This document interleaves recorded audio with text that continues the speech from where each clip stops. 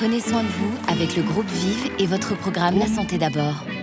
Groupe Vive pour une santé accessible à tous. Bonjour à tous, soyez les bienvenus sur le plateau de La Santé d'abord, l'émission qui préfère prévenir plutôt que guérir. Savez-vous quelle est la maladie la plus redoutée des Français après le cancer ? Eh bien, c'est la maladie d'Alzheimer qui concerne aujourd'hui une personne sur 4 de plus de 65 ans. D'où l'intérêt de prendre soin de son cerveau le plus tôt possible pour prévenir toutes ces maladies neurodégénératives qui nous font si peur. Et on en parle aujourd'hui sur le plateau de La Santé d'abord.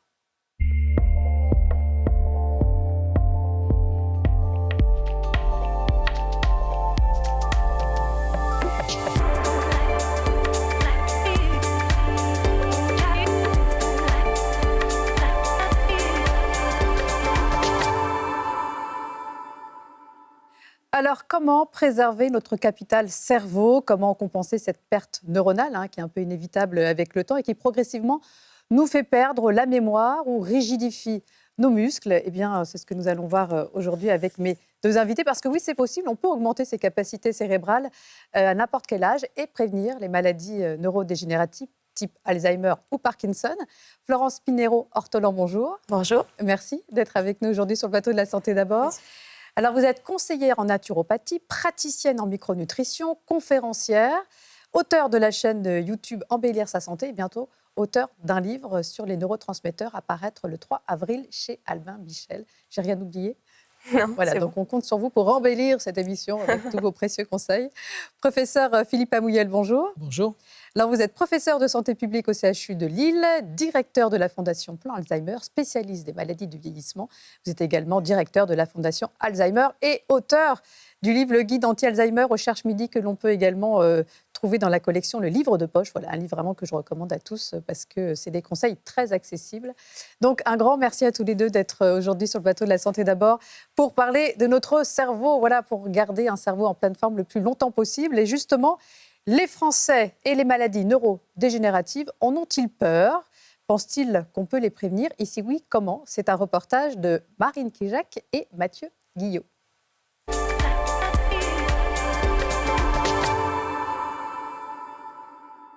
J'entretiens mon cerveau. Déjà, par rapport au titre que j'ai fait, que c'est l'architecture, ça demande quand même constamment de transformer. J'entretiens quotidiennement mon cerveau par des jeux de logique ou des trucs comme ça. Et avec les cours et tout ça, je révise.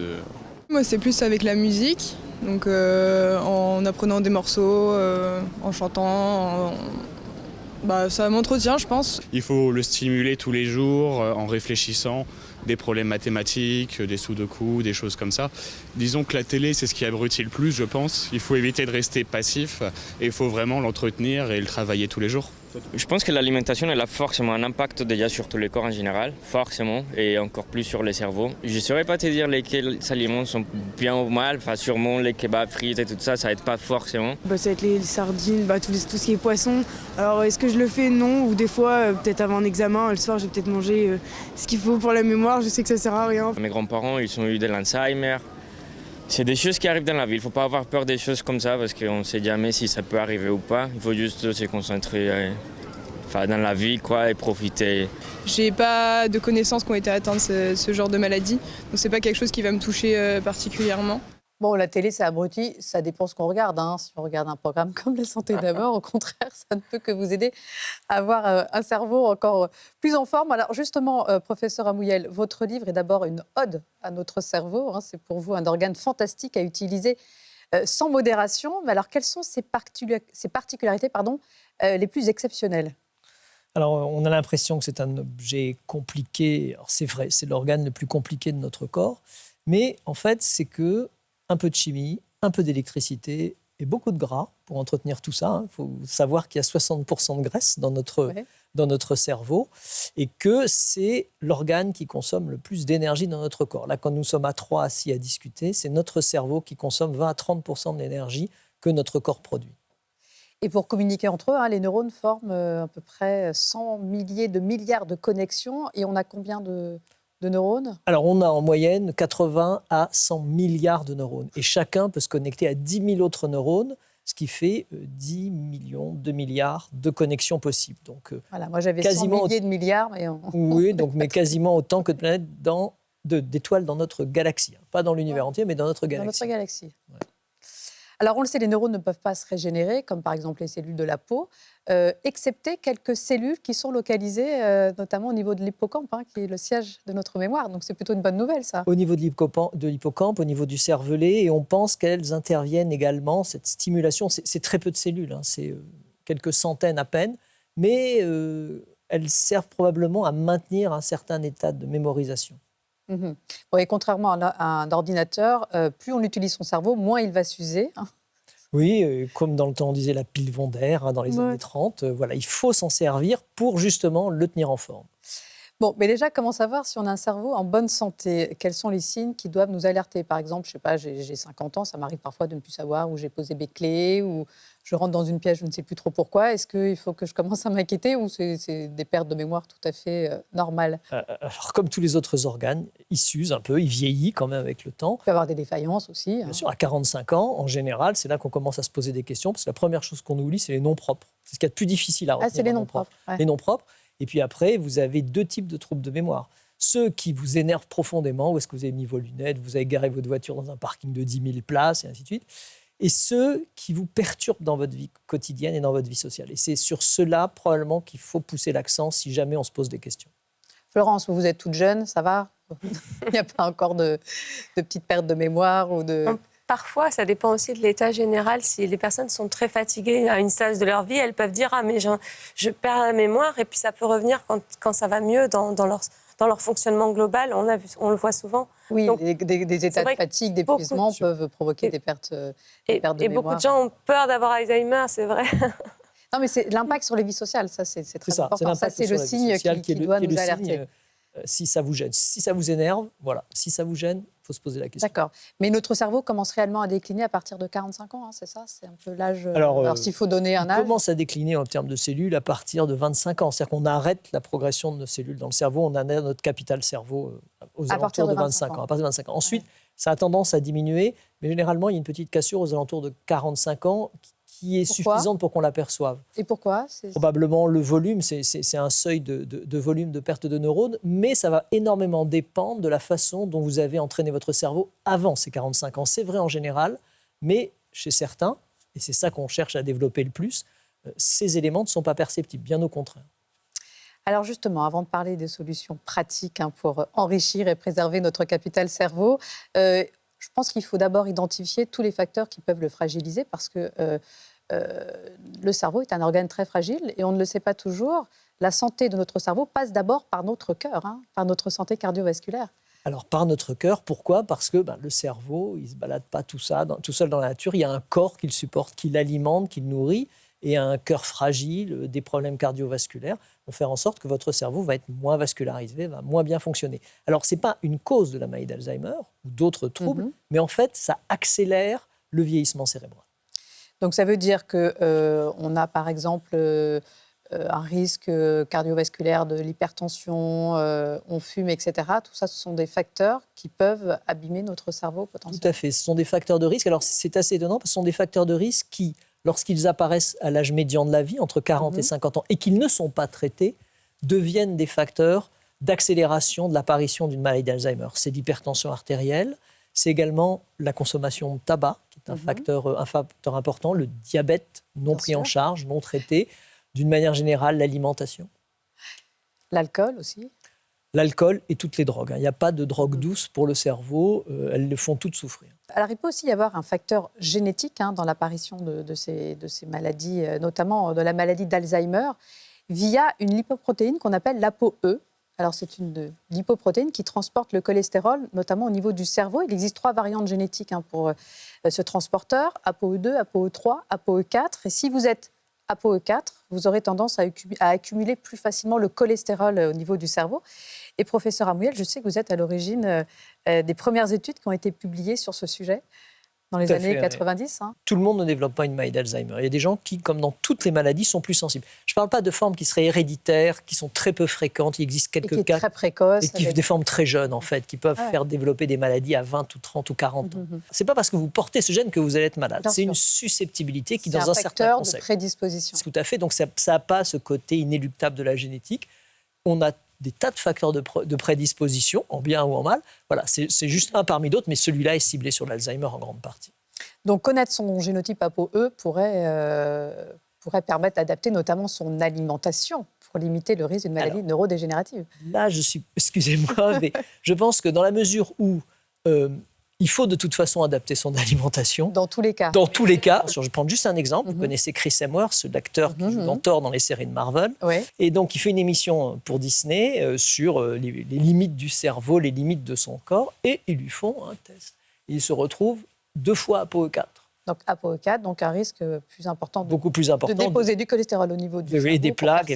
Et du coup, ça lui a quand même chamboulé sa vie. Il a arrêté, vous ne le voyez plus d'ailleurs, il a arrêté les séries, il s'est retiré en Australie, là d'où il vient, pour s'occuper de sa famille. Donc, l'acteur brillant qu'il était, il est toujours acteur brillant, mais il ne veut pas reprendre d'engagement dans des films, il veut s'occuper de sa famille. Donc, vraiment, l'idée là-dessus, c'est qu'il vaut mieux le faire, que vous l'ayez ou que vous ne l'ayez pas, puisque de toute façon, c'est juste une probabilité, ce n'est pas une certitude. Le cerveau... On ne va pas inciter tout le monde à aller tester son ApoE4, mais en tout cas à changer son alimentation. Et justement, Florence, qu'est-ce qu'on peut faire pour... quelques conseils au niveau alimentaire déjà. C'est vrai que si on commence par prendre soin de sa santé, alors le tabac, les drogues, bon, ça c'est une évidence, mais aussi l'alimentation, et il y a des choses très simples. Beaucoup de gens oublient de manger des légumes. Alors en France, depuis très longtemps, depuis 20 ans, je crois qu'il y a les 5 fruits et légumes par jour. Mais au-delà de ça, ce qu'il faut, c'est mettre des antioxydants pour protéger le cerveau contre le stress oxydatif. Je sais qu'on va en parler après. Donc c'est attention aux graisses qui sont oxydantes, comme les graisses très saturées, les graisses trans. Alors, qu'est-ce que ça veut dire concrètement? Ça veut dire manger plus maison, plus frais, ne pas s'acheter des choses industrielles où il y a plein de graisses trans, des additifs. Tout ça, ça fait du stress oxydatif pour le cerveau. Et on a besoin justement d'apporter plus d'antioxydants à travers des couleurs. Donc, mettez de la couleur dans vos assiettes. C'est un premier conseil. Et diminuez les graisses saturées, quel que soit. On peut en manger, en fait, il faut de tout. Mais ça doit être contrebalancé par des graisses oméga 3. On va en parler aussi. Les graisses oméga 3, c'est très important pour le cerveau. Bon, et puis très important aussi, le stress, en plus d'être un facteur de risque cardiovasculaire, il impacte aussi directement notre capital cerveau. Des études ont montré que certaines techniques de relaxation, comme la méditation ou le yoga, permettraient également de rajeunir notre cerveau. Et nous avons rencontré Maud Chuffard, qui est cofondatrice de K-Work, une entreprise qui propose justement des espaces de coworking où l'on prend soin de votre santé cérébrale. Regardez.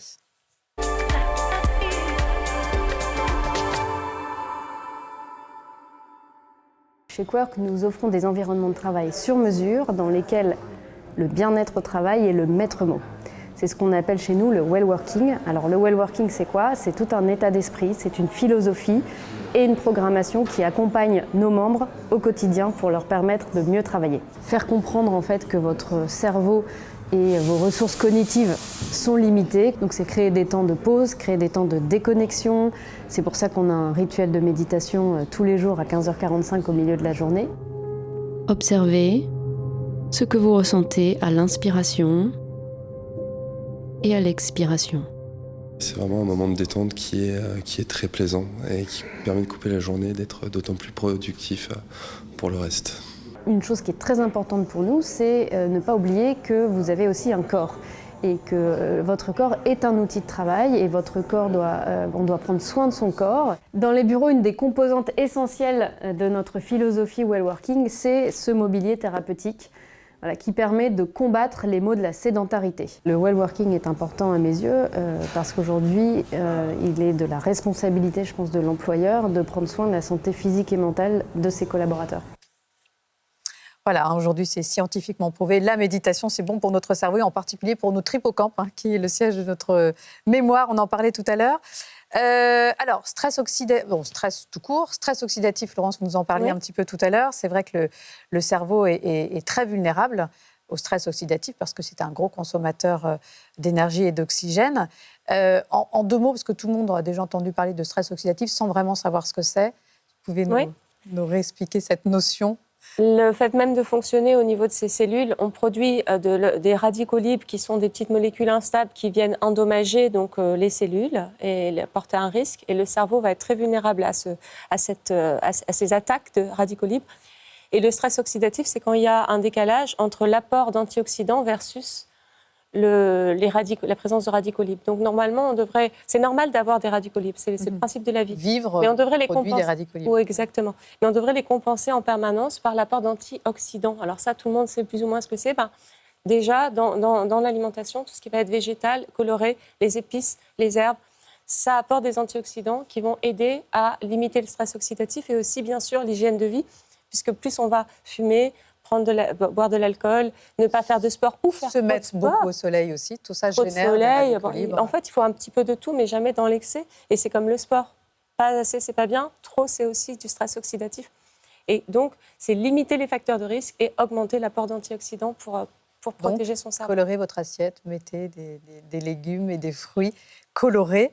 Et effectivement, le sport, de façon un peu extrême, c'est générateur de radicaux libres, de stress oxydatif pour notre organisme. Donc attention aussi. En tout cas, apporter suffisamment d'antioxydants pour lutter contre ce stress oxydatif. Parlons également du sommeil, parce qu'un sommeil trop léger, avec des réveils fréquents, surtout sans rêve, ça c'est un facteur de risque de maladie neurodégénérative, Alzheimer, Florence? Alors, la mélatonine, qui est une hormone du sommeil, a une action protectrice sur le cerveau et a un effet antioxydant, anti-inflammatoire.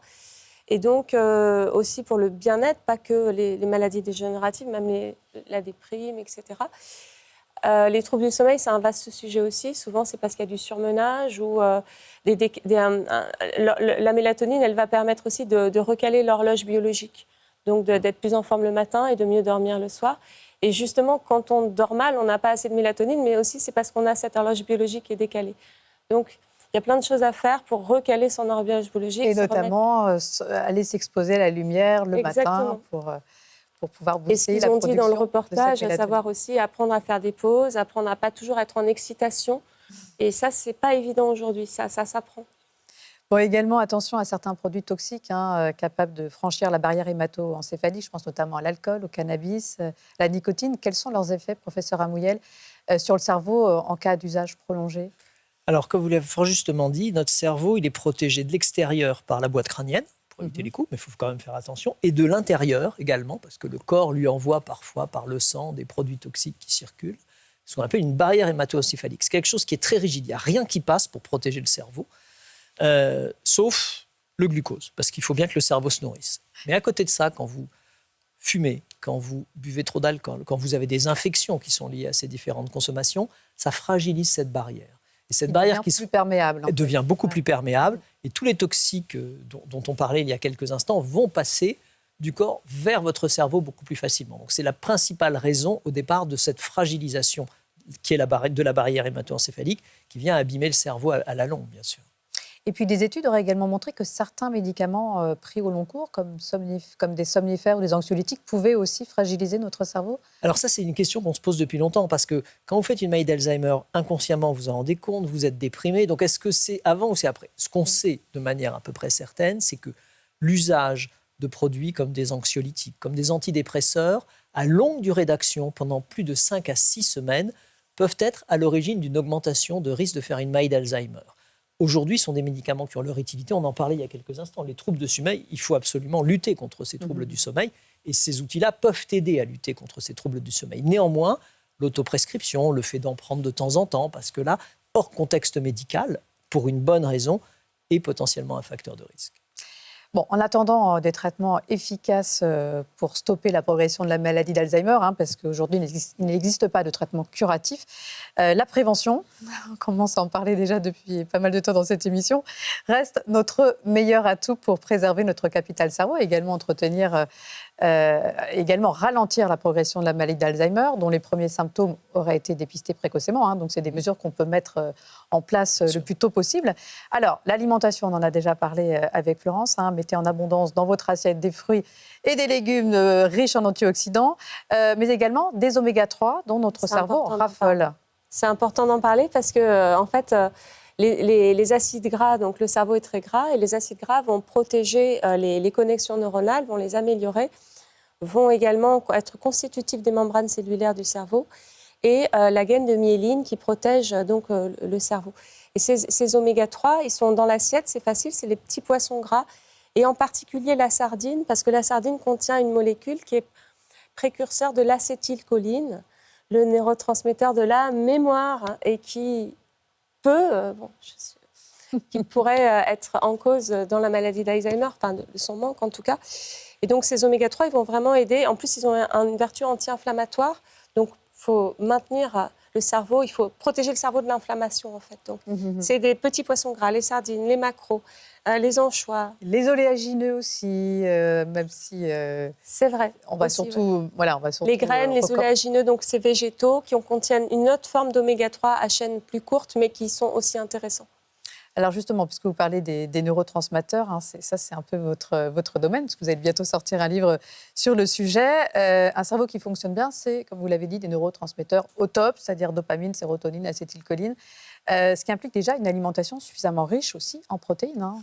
Tout à fait. Beaucoup de personnes oublient un petit peu en disant « Oh, j'ai pas trop envie de manger des protéines », mais c'est les briques de fabrication de nos neurotransmetteurs. Et là, au-delà du sujet d'Alzheimer, le fonctionnement du cerveau pour être bien, pour avoir de la motivation, de la sérénité, de la joie de vivre, on a besoin de ces neurotransmetteurs qui sont des molécules qui permettent les transmissions nerveuses entre les neurones, justement.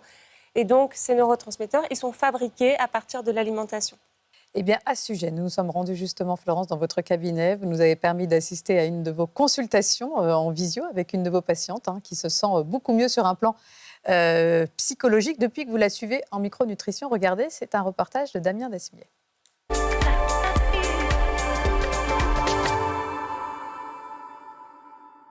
Je suis praticienne en micronutrition. Alors, c'est pas très connu du grand public. C'est une approche qui consiste à améliorer le fonctionnement du corps naturellement, de toutes les fonctions. Fonctions digestives, fonctions cérébrales, fonctions thyroïdiennes. Toutes ces fonctions qui nous permettent d'être mieux dans notre bien-être, dans notre santé, de mieux dormir, de mieux réfléchir, d'avoir un meilleur moral. On va faire le point sur déjà comment vous fonctionnez, quelles sont vos problématiques, quelles sont vos habitudes de vie, aussi bien de l'alimentation, du sport. Quand j'ai rencontré Florence, j'étais dans un burn-out depuis plusieurs années. Et donc j'ai commencé à prendre tous les compléments alimentaires que Florence me proposait. Au bout de quelques mois, j'ai commencé vraiment à m'éveiller, à prendre conscience vraiment que la vie était beaucoup plus belle. Ce qui était intéressant aussi, c'est qu'en plus des compléments, elle a beaucoup insisté sur le fait de bien mastiquer en mangeant, de respirer, d'avoir un petit peu d'activité physique, d'aller au soleil. Dans le cas de Marie, par exemple, elle n'a pas eu comme d'un coup une amélioration en une semaine. Ça a pris un peu de temps. Dans son cas, elle. C'est au bout de 4 mois de mémoire qu'elle a commencé vraiment à me dire « Ah oui, là, je vois une différence, ça commence à aller mieux. » Le temps qu'on rééquilibre, il fallait un certain temps et c'est là qu'elle a commencé à sentir une amélioration qui maintenant, au bout de 10 mois, persiste, dont elle continue à bénéficier aujourd'hui. Donc voilà, l'hygiène de vie, l'alimentation, le sport, tout ça, c'est important. Mais il faut aussi stimuler son cerveau sur un plan intellectuel, professeur Abouyel. Alors, quelle serait l'activité intellectuelle anti-Alzheimer par excellence ? Alors, par excellence, c'est la lecture. Mais je crois qu'il faut savoir qu'il y a des activités qui font travailler le cerveau qui ne sont pas par essence intellectuelles. Je vais prendre 3 exemples. Voyager, jardiner, bricoler et c'est sans plaisanterie, faire du tricot. Ce sont toutes des activités extrêmement complexes. Si vous avez fait un peu de tricot, d'accord. Par une écharpe, mais si vous faites des gants, c'est beaucoup plus compliqué. Ça stimule énormément votre cerveau. Voyager, vous allez à un endroit peut-être que s'y vous remettre, connaissez. Florence. C'est vrai que moi, depuis l'âge de 10 ans, je crois que j'ai pas fait du tricot. Mais... Sinon, vous pouvez jardiner. Vous allez acheter 3 graines horribles dans un petit sac au mois de novembre parce que vous allez attendre, vous projetez dans le temps, au printemps, des jolies fleurs. Donc, c'est des activités très compliquées. Alors, la lecture, c'est très bien. Après, toutes les activités qui stimulent votre cerveau, c'est parfait. Vous faire du sudoku, de tout ce que vous voulez. En revanche, comme le disait fort justement, certains écrans sont pas totalement recommandés. Le genre d'écran où il y a une page de publicité, un film, une page de publicité, un film. En revanche, l'usage des nouvelles technologies, après l'âge de 12 ans ou 18 ans, enfin 12 ans maintenant, là vient stimuler le cerveau de manière extrêmement efficace. Alors ça crée d'autres biais, mais c'est vraiment utile. Avant 18 ans Non, avant 12 ans, on va dire avant 12 ans. Avant 18 ans, non, ce sera impossible. Mais au moins avant 12 ans, parce que dans ces 12 premières années, le cerveau se construit. Il faut qu'il se construise dans une logique biologique telle qu'il a été conçu pour être construit. Donc, toutes ces nouvelles technologies, Internet, etc., ça, c'est plutôt recommandé pour notre cerveau après 18 ans. D'ailleurs, le philosophe Michel Serres disait, il y a 10 ans, les nouvelles technologies nous condamnent à devenir intelligents. Oui, c'est ça. C'est-à-dire qu'on a beaucoup plus de réflexion. Vous prenez un jeune homme, une jeune femme de 18 ans aujourd'hui et il y a 40 ans, rien à voir en matière de perception, d'être dans son siècle, de travailler, de réfléchir, d'avoir des connaissances. Bon, et le sexe dans tout ça, ça aussi, c'est une bonne C'est façon excellent, de oui, garder tout à fait. son C'est une très cerveau bonne en stimulation. santé. À la fois, ça vous réduit le stress, ça vous fait de l'activité physique et tout type de sexe. Le mieux étant quand même le fait d'avoir... Quand vous vivez en couple, quel que soit le couple, quoi que vous fassiez, votre risque de faire une maladie d'Alzheimer diminue de 30%. Donc faire l'amour, être en couple. D'ailleurs, les Français ne font pas assez l'amour en ce moment. Il y a des études qui sortent, je ne sais pas ce qui se passe. Et puis le sexe, c'est bon aussi pour nos neurotransmetteurs, hein, Florence. Oui, mais d'ailleurs, faire l'amour, ça augmente tous les neurotransmetteurs. Voilà. Ça, Donc un cerveau en forme. Et puis attention, bien sûr, à entretenir nos 5 sens. Vue, audition, goût, odorat et toucher. On n'y pense pas forcément. Mais oui, c'est avec ça qu'on communique avec le monde extérieur. Donc si vous ne communiquez pas, votre cerveau va s'abîmer. C'est du bon sens, mais voilà, donc se faire appareiller si on n'entend pas bien, porter ses lunettes ou se faire opérer si on ne voit pas bien, tout ça, c'est très important. Un grand merci à tous les deux, c'était passionnant. Ça passe trop vite, 26 minutes. En tout cas, un grand merci d'être venu sur le plateau de La Santé d'abord. Merci à tous ceux qui m'ont aidé à préparer cette émission. Quant à moi, j'aurai le plaisir de vous retrouver très bientôt pour un prochain numéro de La Santé d'abord. D'ici là, prenez soin de vous.